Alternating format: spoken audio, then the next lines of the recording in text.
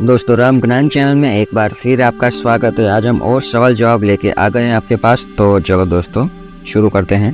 पहला सवाल है, जब कोई माध्यम सब कुछ ईश्वर को समर्पित कर देता है तो क्या होता है? तो उसका जवाब है, जब कोई इंसान सच्चे निष्काम भाव से कहता है, हे ईश्वर, अब मेरा कुछ नहीं, सब आपका है, मेरा शरीर मन बुद्धि कर्म फल सब आपका, तो उस क्षण से वह व्यक्ति कर्म करता नहीं रहता, केवल ईश्वर का उपकरण यानी कि माध्यम बन जाता है। अब जो भी कर्म होते हैं वे ईश्वर के माध्यम से ईश्वर के लिए होते हैं। गीता में कहा गया है, जो ज्ञानी यह जानता है कि मैं कुछ नहीं करता वही सच्चा सन्यासी है। चलते फिरते बोलते सोते खाते हुए भी वह जानता है कि सब कर्म प्रकृति कर रही है। आज का दूसरा सवाल है, अब परीक्षा या परिस्थिति किसकी होती है? जवाब है, जब माध्यम सब कुछ समर्पित कर देता है तो उसकी आत्मा अब स्वामी नहीं सेवक बन जाती है। अब जो परीक्षा आती है वह दो स्तर पर होती है, बाहरी दृष्टि से और अंतरात्मा के स्तर पर। तो बाहरी दृष्टि से क्या होता है?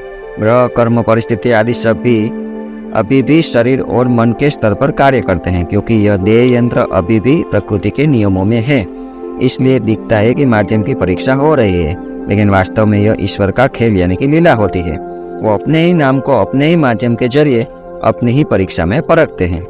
दूसरा आता है अंतरात्मा के स्तर पर। अब परीक्षा माध्यम की नहीं बल्कि ईश्वर की लीला की लहराई होती है।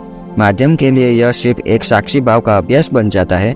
वो भीतर से जानता है, अब मैं नहीं, ईश्वर है। जो हो रहा है उनकी योजना है और जो दिख रहा है वह भी उनकी इच्छा से। इसीलिए यह परीक्षा वास्तव में ईश्वर के नाम की शक्ति की परीक्षा बन जाती है, न कि इंसान की।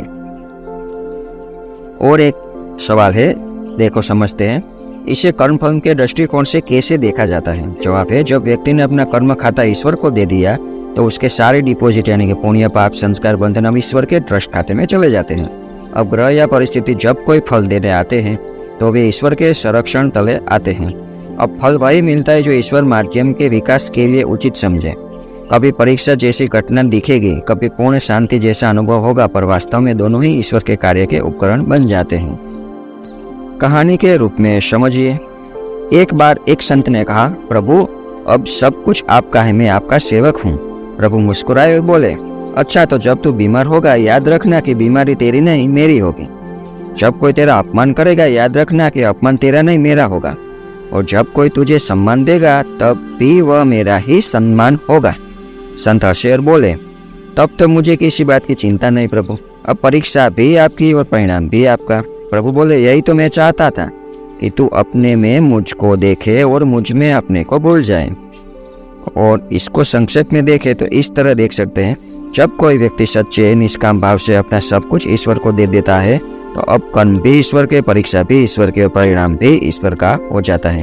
वह व्यक्ति अब केवल साक्षी बन जाता है और ईश्वर अपने नाम की शक्ति को उसी माध्यम से प्रकट करते हैं। तो दोस्तों मिलते हैं नए वीडियो में, तब तक के लिए जय श्री राम।